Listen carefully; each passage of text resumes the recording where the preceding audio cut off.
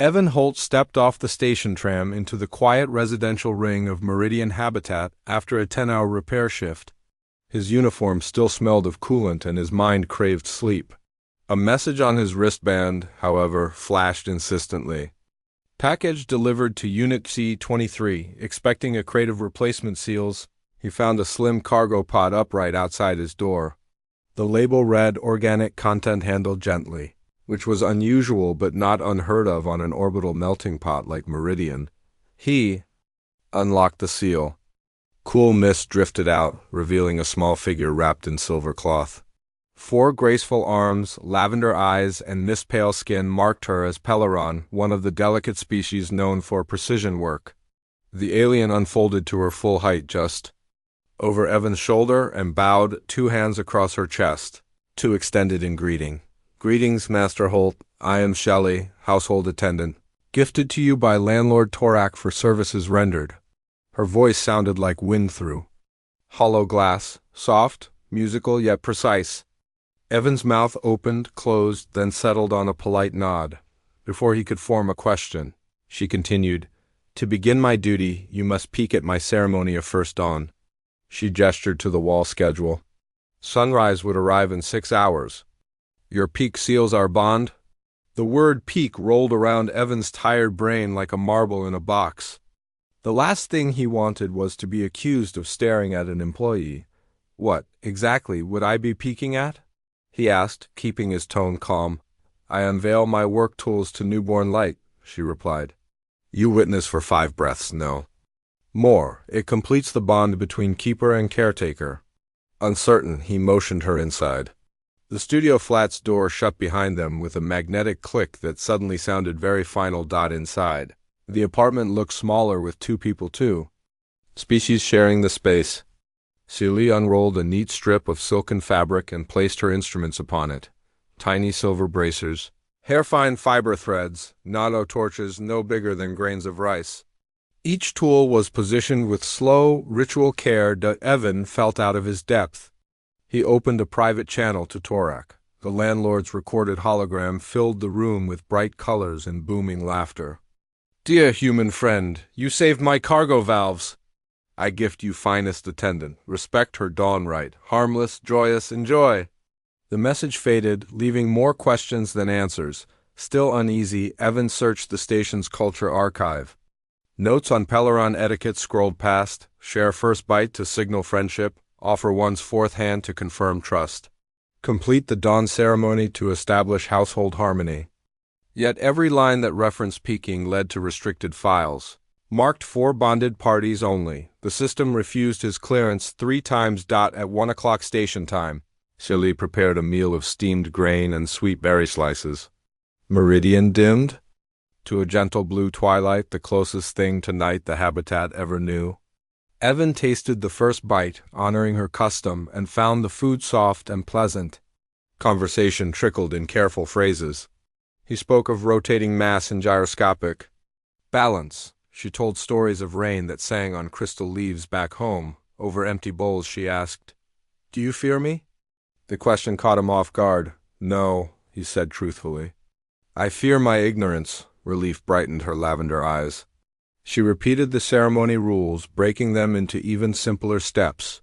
Stand in the doorway, watch in silence, breathe. 5 times with honest attention. That was all, nothing shameful, nothing hidden. Evan's shoulders finally loosened. Across the room, Celie was already standing. She faced the window with all 4 hands clasped, silver cloth shining like morning. Frost, her antennae glowed a gentle violet. Peleron botas made their own dawn colors. When she saw Evan stir, she gave a hopeful smile. "Good morning, Master Holt. Shall we begin?" Evan rubbed his face. His brain still felt like warm clay. "I might need a little more time." Celie lowered her antennae in polite acceptance, but disappointment crossed her eyes. "Of course, your comfort comes first." She folded the silver cloth again, hiding the tiny tools inside. 1. The search for answers after a quick shower. Evan hurried to the engineering deck.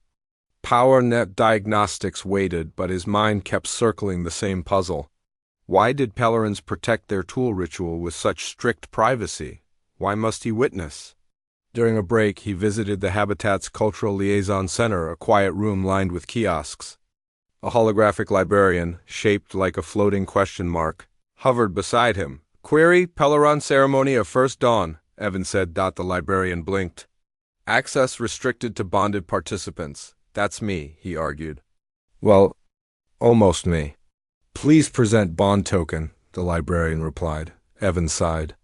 A bond token was granted only after the ceremony, not before. Catch-22 da, he tried a different angle. "General Peleron Household Customs?" Information poured out. Share first bite, offer fourth hand in greeting.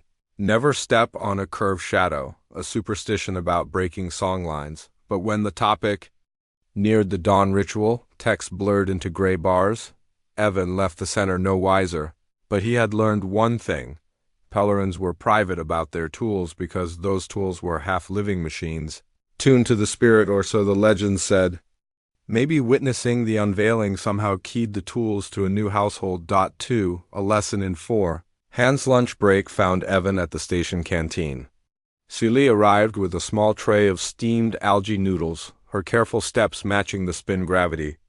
She sat across from him, folding two hands on the table and letting the other two rest in her lap, an elegant posture he was quickly learning to read. "To refuse a first request is not insult," she said gently, "but a second refusal means lack of trust." "That's not it," Evan replied. "I just want to understand. On Earth, we call peeking something childish, even rude. I don't want to look like a creep." Shilly listened, lavender eyes calm. "In my language, the word is Sialtiri. It means witness light within. Terran Basic has no perfect match, so early traders chose peak." "A poor choice, I admit," Evan chuckled. "Sounds like one of those ancient translation programs that never got updated." "Precisely." She lifted her upper left hand, fingers spread. "See our 4 palms? Each shows a different pattern. The 4th palm here marks our service lines.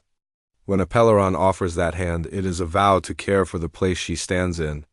A witness speaks the vow back with eyes, not with words. 5 breaths make the promise stable." Evan studied her palm. Faint blue lines looked almost like circuitry. Under the skin, he felt his hesitation soften. "All right. I won't refuse again. Tomorrow at dawn?" "Tomorrow," she agreed. Antennae brightening. 3. Rumors in the power lines. That afternoon, Evan inspected power conduits near the outer ring. While he tightened the fuse housing, station chatter crackled over his cum. Brief voltage dips in 3. Habitats, minor but unusual. Some blamed faulty transformer code. Others muttered about smugglers tapping free energy. Evan recalled the words living machines. If Peleron tools carried biotech power cells, could someone be hunting them? He checked. The network logs access denied. Only security level 4 could view the raw data. Frustrated, he flagged the anomaly and returned to his duties. When his shift ended, he stopped by a supply kiosk for fresh sealant and found the clerk whispering with a tall Lyran trader.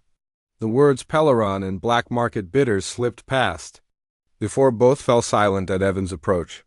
Suspicion prickled down his spine. 4. Small acts of trust back at Unit C-23.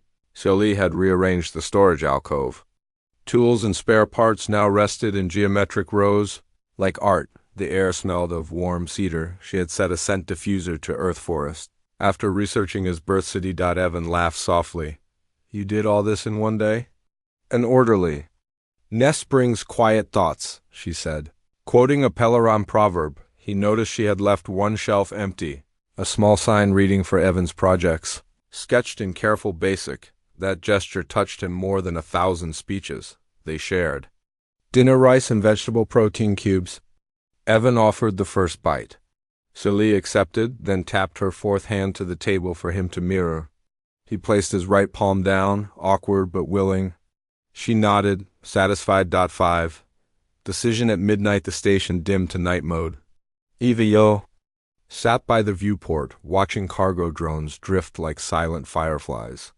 His message pad lay open with a recording for security. "Power dips match my habitat block. Possible tech theft. Request temporary sensor sweep." He hesitated, finger hovering. Above send, accusing shadows without proof felt wrong. Instead, he saved the draft and turned to see Silly meditating. Soft blue pulses traveled along her forearms, perhaps a Peleron way of breathing.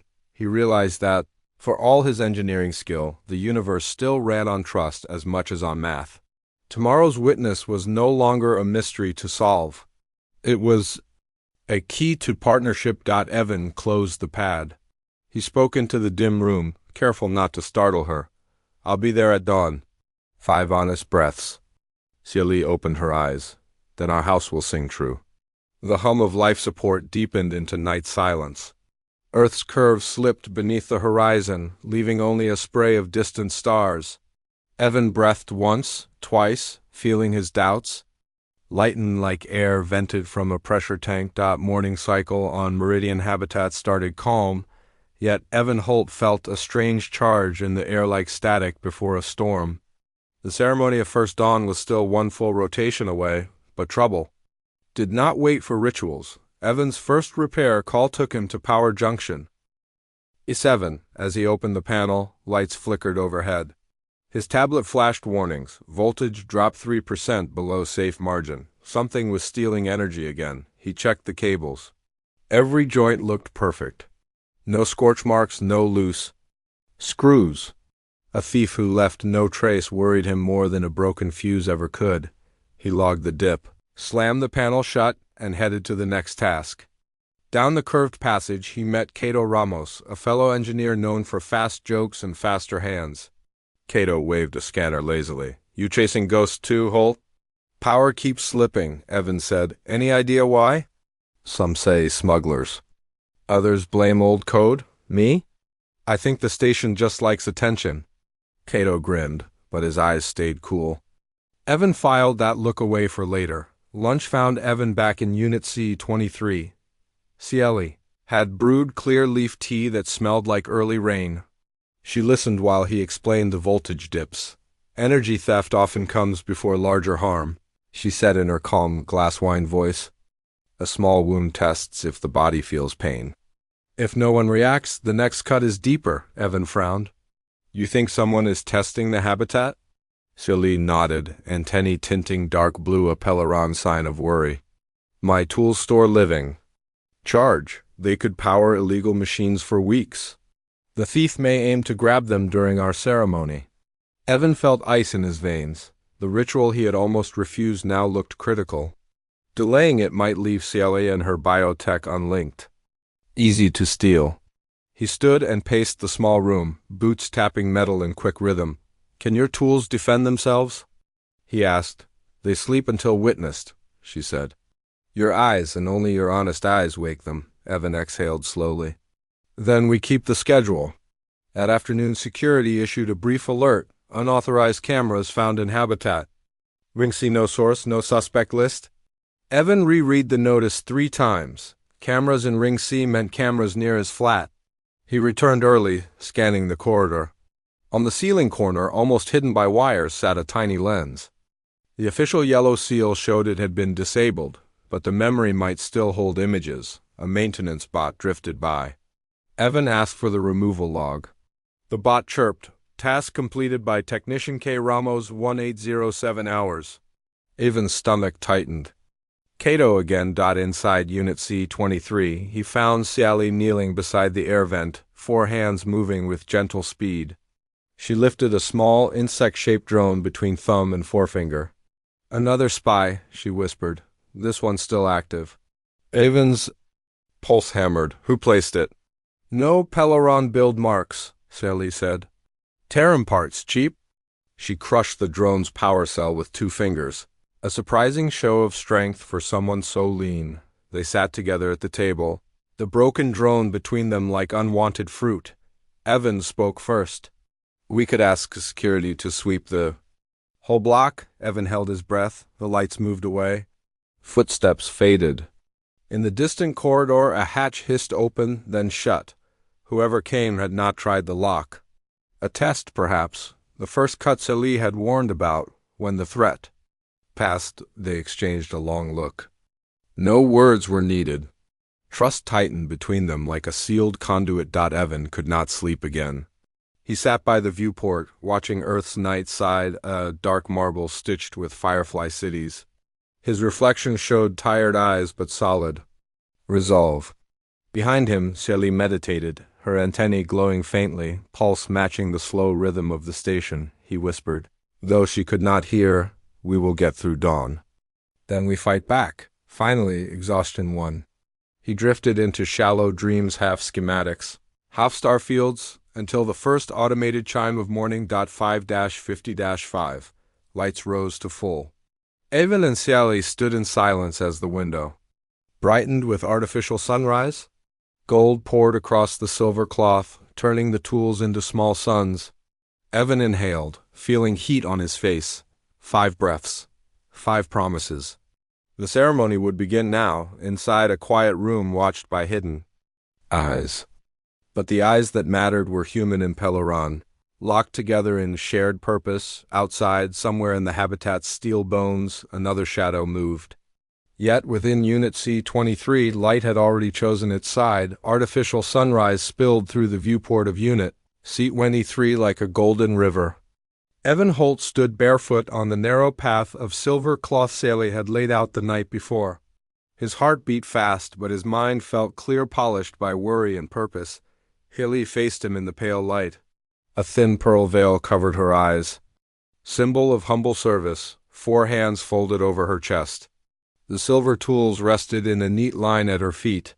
For one silent moment, station noises faded, leaving only their breathing and the distant whisper of air vents. "Are you ready to witness?" she asked, voice soft as first rain. "I am," Evan replied. She raised her upper hands, palms out. "Then receive the dawn." A chime sounded, station clock striking 6 o'clock. Sally's antennae brightened from violet to sunrise pink. She knelt, removed the veil, and opened a small crystal vial. Mist drifted out, swirling around the tools like waking fog. Evan stepped to the doorway, exactly where she had instructed, and fixed his eyes on the display. He must watch for 5 breaths, no more, no less. 1. Sally lifted the first bracer. Filaments inside glowed silver blue, as if tiny rivers of light ran under the metal skin. 2. She placed the bracer on Evan's right forearm. It felt cool, almost alive. Small clasps closed by themselves, painless yet firm. 3. She repeated the action with the second bracer on his left arm.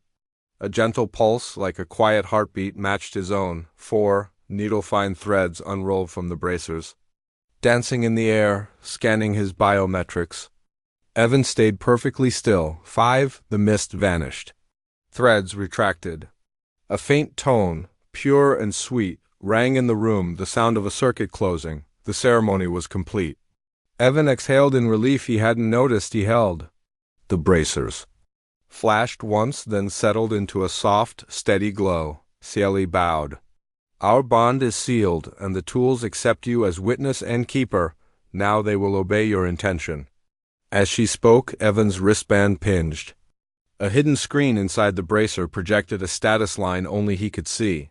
Sync successful, household protocol active. He almost smiled until the lights overhead flickered. The silver cloth rustled, though no breeze blew. Shelley's antennae dimmed to deep blue danger color. "Cameras," she murmured. "Someone is recording." A surprise pulse. Without thinking, Evan flexed his right fist. The bracer warmed. A tiny lens popped open on its underside, firing a microburst of electromagnetic noise. Every unauthorized sensor within 10 meters went dark at once. Ceiling lights returned to normal. The room fell still. "What was that?" Evan asked. "Defense." "Reflex," Sully answered. "They protect the right even after it ends?" She scanned the ceiling with quick eyes. "But the attacker has proof we performed the ceremony. They may strike now to steal the bonded tech before we can hide it." Avens. COMM signaled an urgent security update. Multiple camera nodes disabled by unknown pulse. Source flagged near Unit C-23, investigating Dotso. Security believed he might be the saboteur. Great. We need evidence of the real thief. He said. Sy Dashley gave a quick nod and tapped both bracers. From each cuff a pair of insect-sized drones crawled out, 4 in all. They zipped into air vents, metal wings humming. Evan saw their live feeds projected on the inner surface of his right bracer like miniature screens. One camera showed a deserted service corridor. Another displayed a tangle of power lines lit by blinking red arrows, fresh cuts in the insulation. A third view froze, then resumed, revealing a tall figure in an engineer's jumpsuit working fast over an open junction box. A fourth drone perched behind the stranger's shoulder. The feed zoomed in on a name tag, K. Ramos. Evan's stomach sank. KAITO racing the saboteur location maintenance deck M12. Evan whispered, "I know the route," Celie said. She pulled a simple cloak over her silver cloth hiding the tools now bound to Evan. "We must move." They slipped into the corridor. Evan set the bracers to silent mode. Their glow faded to dull steel. His door sensor beeped behind them, recording that they had left. If security later reviewed logs, they would see his timing proof he wasn't hiding inside. A lift carried them down 2 levels. Inside, Celie spoke in low tones. "Peleron bracers can trigger remote lockouts. If you reach the sabotage point, command circuit fold and the near lines will seal." Evan memorized the phrase, "How do I override station security once we have proof?" "Show them the drone feed. Peleron encryption stamps the time in your witness code. Unbreakable in court." Doors slid open. They hurried along a narrow catwalk that smelled of ozone. Alarms shrieked, 2 decks above security chasing ghosts. Kato had planned his distraction well. At junction M12, sparks showered the walkway. Kato knelt beside an open power relay, cutters in hand. A black case beside him held data chips, probably full of stolen footage. "Kato!" Evan shouted. The engineer spun, surprise twisting his face. "Holt? You shouldn't—" 2 hours later, a security captain took statements while medtechs checked Evan's vitals. The bracers recorded every word, adding truth markers no lawyer could twist. Kato was on a detention shuttle by noon. Back in Unit C-23. Afternoon light painted soft lines across the floor.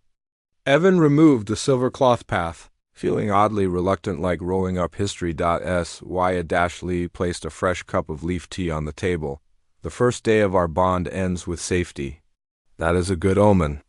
Evan flexed the bracers, now part of him. "Couldn't have done it without these or without you." She lifted her fourth hand. He mirrored with his right palm. Their hands met in quiet respect. Outside, Meridian Habitat hummed with repair drones fixing Kato's damage. Inside, a human and a Peleron shared calm after storm. Yet both knew larger waves might come. Rival corporations, hidden allies of the saboteur, and the mystery of how far the plot truly reached. Evan sipped tea. "Tomorrow we start tracing every wire he touched," Shelley smiled. "And every lie he spoke." The bracers pulsed once as, if agreeing, Dawn's promise had turned to action, and action had turned to trust sealed in steel and light. Whatever hid in the habitat's deeper shadows, it now faced a bonded pair ready to stand together, human ingenuity and Peleron precision. Link for the battle still ahead. Morning lights brightened Meridian Habitat, but Evan Holt was already awake. He stood at the window of Unit C-23, silver bracers shining in pale glow. Below, cargo shuttles drifted like silver beetles. Behind him, Sally finished folding her meditation cloth. A soft chime announced security's latest message. Early review of sabotage logs complete. Mastermind still unknown. Station remains on yellow alert. Evan rubbed tired eyes. "Catching Kato Ramos was only Chapter 1, he said. "True." Celie replied. A hidden hand pulled his strings. "We must find that hand before it strikes again." One, a pattern in the numbers. They began with raw data, thousands of timestamps from the bracers, drone feeds, and station sensors. Evan displayed them on the wall screen in rows of green dots. The picture looked like random static until Celie overlaid Peleron harmonic grids, thin golden lines that mapped natural energy rhythms. Where dots touched the lines, a subtle beat appeared, almost musical. "See," she pointed, "every power dip follows this rhythm. 8-minute spacing, then a 14-minute gap, then repeat. Like someone drumming a code," Evan said. He ran a quick script.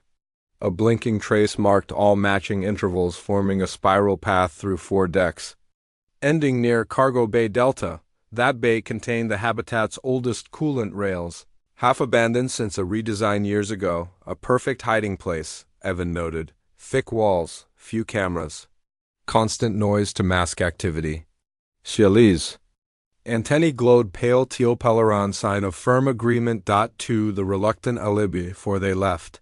Evan contacted Security Captain Myers through a secure channel. The captain's gray mustache twitched on the holofeed. Containment first, Mr. Holt. You two stay clear while my team sweeps. With respect, Evan answered. Cato knew station schematics. Whoever hired him could bypass standard patrol routes. We need speed over caution. Myers sighed. I'm short on officers. His eyes darted off screen. Alarms rang in the background. Fine, you get 15 minutes head start, but no hero acts call us when you locate anything. Evan cut the link, turned to CLE. 15 minutes. Is an eternity or a blink, depending how we use it? She smiled. Then let us make it long. 3 ghosts in the coolant rails, they reached Cargo Bay Delta via maintenance ladders to avoid hallway cams. Steam hissed from older pipe joints, giving the air a damp chill. Evan's bracers projected drone feeds on his inner wrist. 4 insects.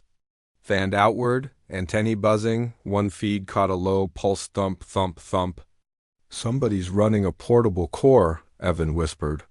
Probably powering the spy network. Celie slipped ahead, soft as night wind. Her lavender eyes scanned shadowed corners. She gestured to a thick pipe stamped Coolant Loop 14 Alpha. Out of service, a brand-new valve gleamed among rusty bolts. Unauthorized tap, she murmured. Evan traced the pipe on his wrist map. Coolant Loop 14 Alpha still connected to the habitat's thermal dump tanks. He could redirect flow from engineering force icy liquid through the pipe and flush out whoever hid beyond. Time for some plumbing, he said. Force setting the trap Evan patched into a nearby control panel. His clearance pinned green perks of being senior engineer. He keyed a silent override, ordering a 15-second test purge down Loop 14 Alpha. The system protested. Circuit inactive for 4 years. He overrode again. Coolant pumps rumbled alive. 1 deck below. Swaya Dashley positioned 2 drones at opposite ends of a sealed bulkhead, ready to film. Signal when flow begins, she said. On my mark. 3, 2, 1, purge. Deep inside the walls, metal groaned. Frost spread across the new valve like white vines. A loud crack echoed, followed by a shout of pain. Panels burst open. Vapor rolled out, carrying a tall figure who coughed and staggered into view. He wore a matte black pressure suit with no insignia. A data pack clung to his back. Cables dangled from a wrist console now sparking under ice crystals. 1 drone zoomed. Close-its lenses captured a corporate logo half scraped away. Dason Orion Synergy. 5. Confrontation on the catwalk. Evan stepped forward, voice steady. Station security remained still. The bracers unfurled defense threads that hummed with pale light. The agent lifted gloved hands, but his visor hid his face. You don't understand, engineer.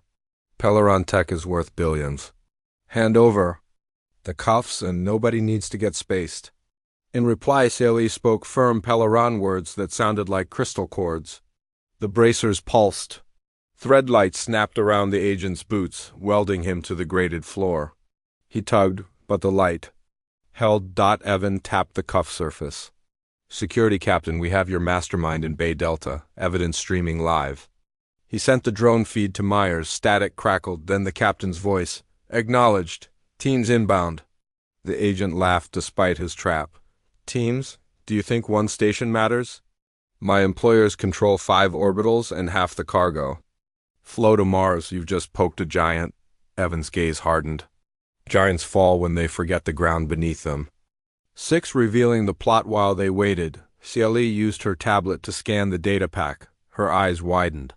He carries a full sabotage suite, virus links to life support, false maintenance orders, and a smear campaign blaming Peleron migrants for any failure. Evan bit back anger. So Ramos was bait.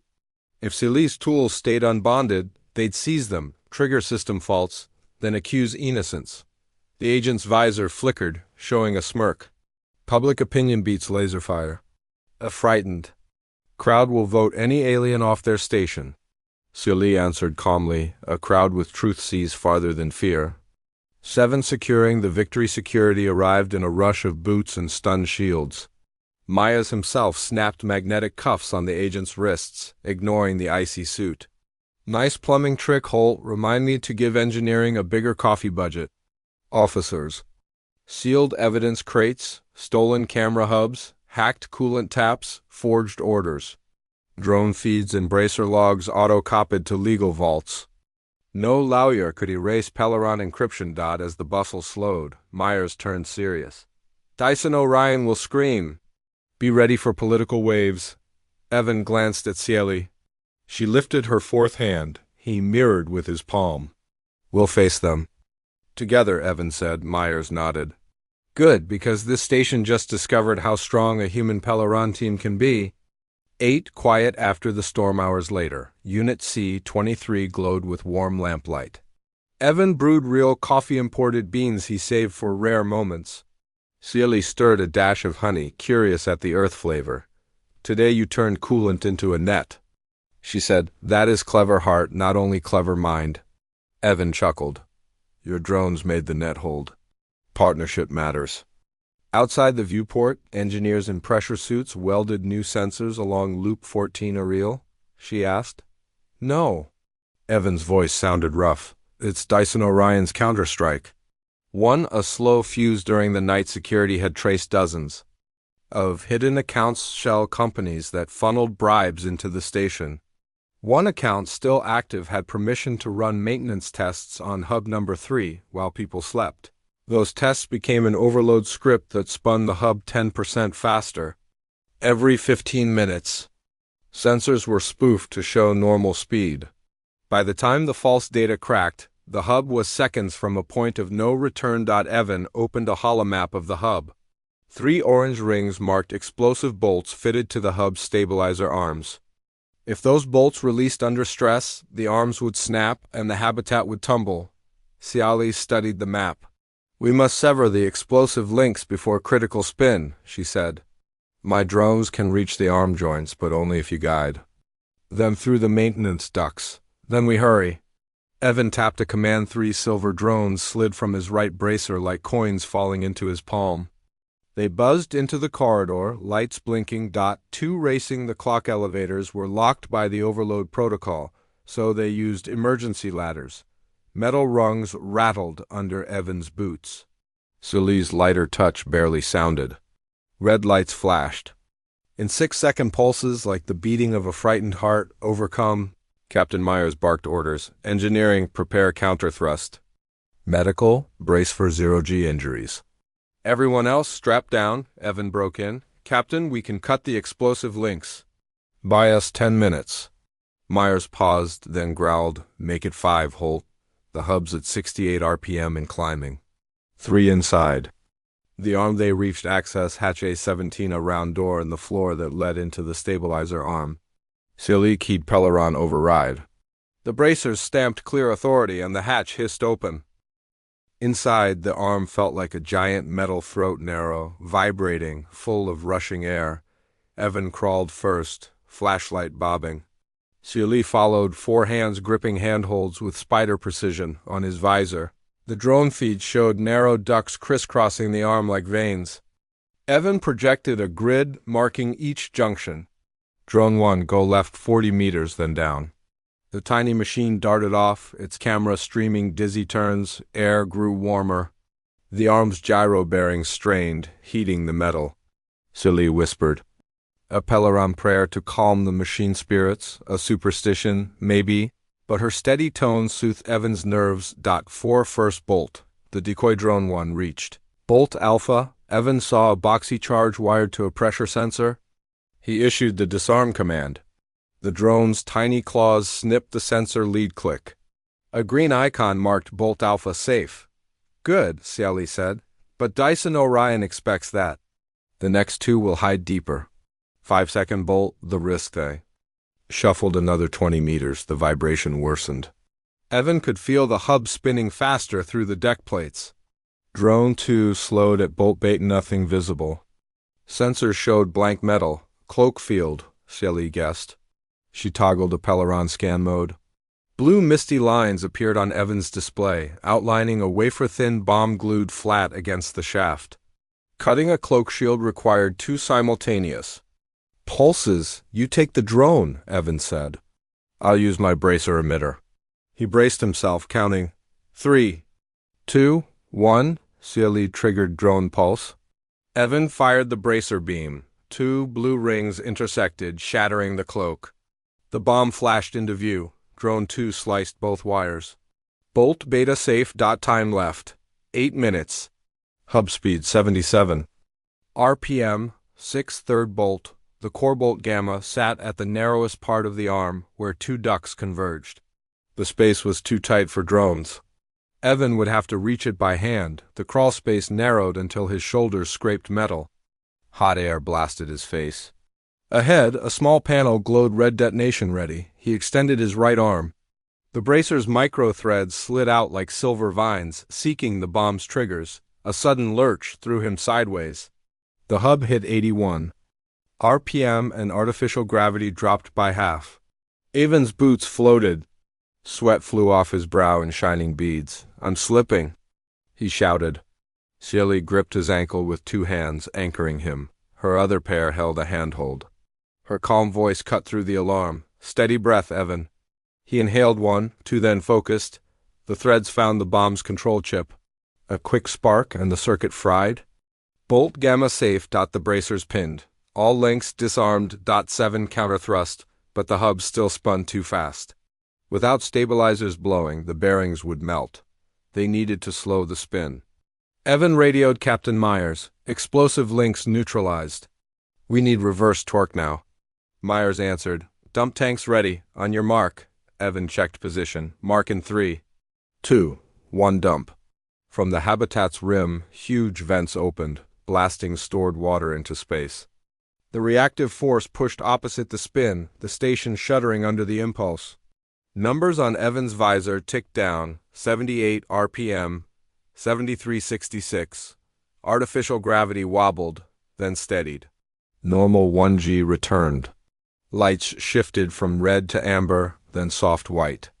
A gentle tone signaled all clear. Evan slumped against the metal tube, breathing hard. Shelly still held his ankle, her antennae returning to calm lilac. The station lives, she whispered. 8 aftermath in the hub bay. Emergency crews met them. At the hatch, Captain Myers removed his helmet, sweat pouring. You 2 just saved 20,000 souls, he said, voice thick. He clapped Evan's bracered arm, then offered Shelly a respectful salute, 4-finger Pelleron style.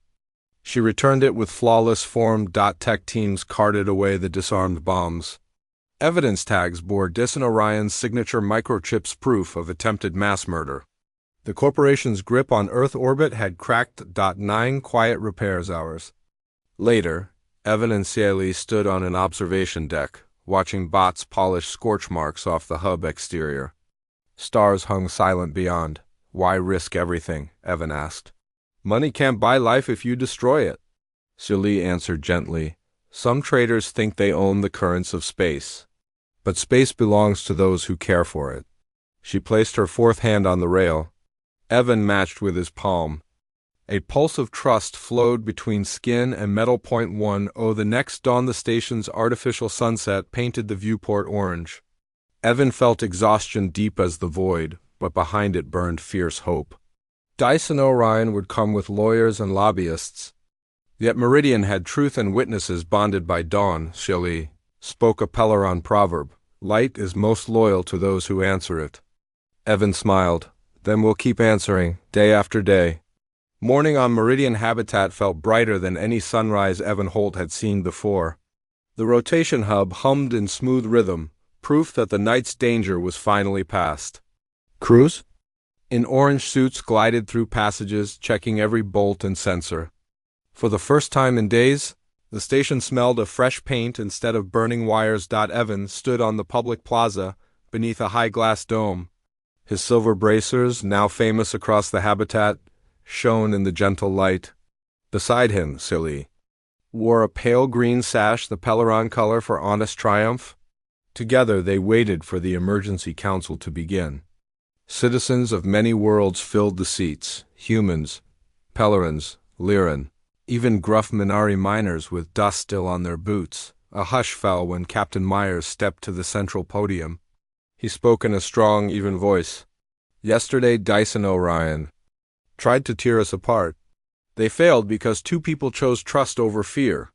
Today we decide what kind of station we wish to be. He gestured toward Evan and Cieli. Applause rolled like gentle thunder. Evan felt heat rise in his cheeks.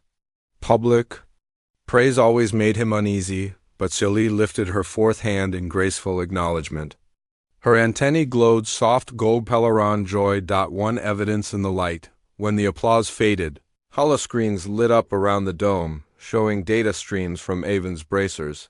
They replayed the sabotaged power dips, Cato Ramos's confession, and the disarmed bombs on hub number 3. Each clip carried an unbreakable Peleron timestamp.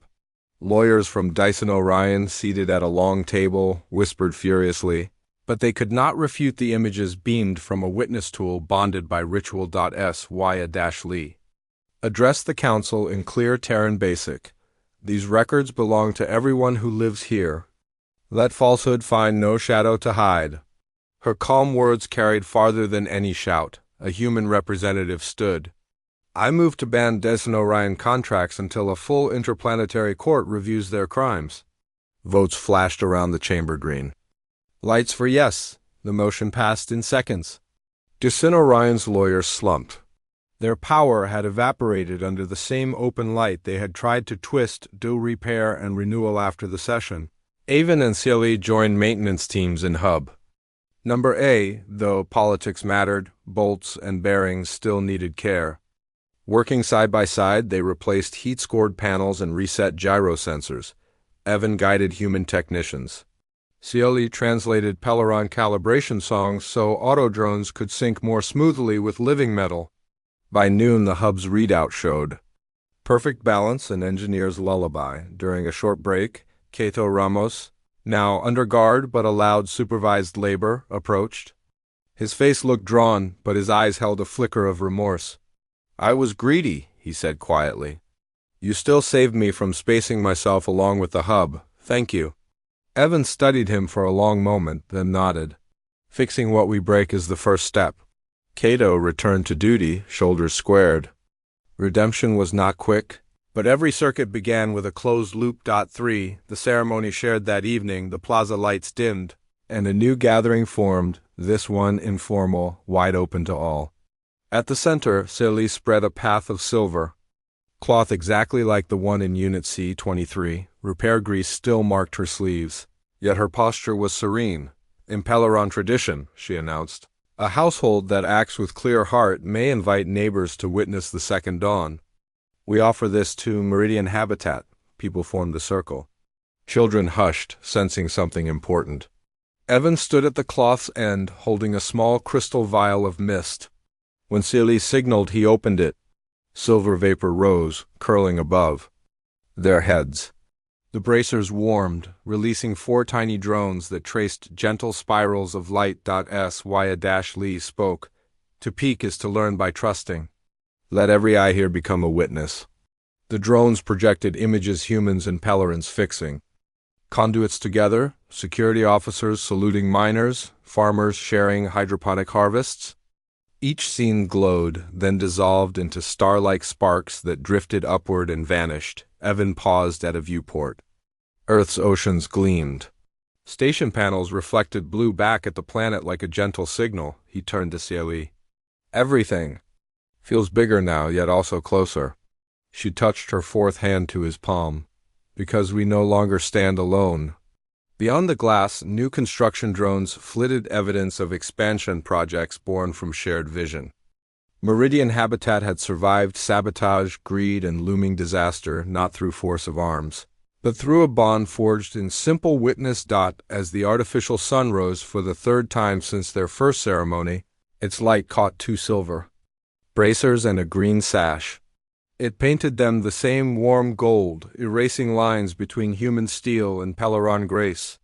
The station's day began with that color, and the promise that tomorrow's dawn would find them still building together, ever. Ready to peek at the unknown and meet it with open eyes?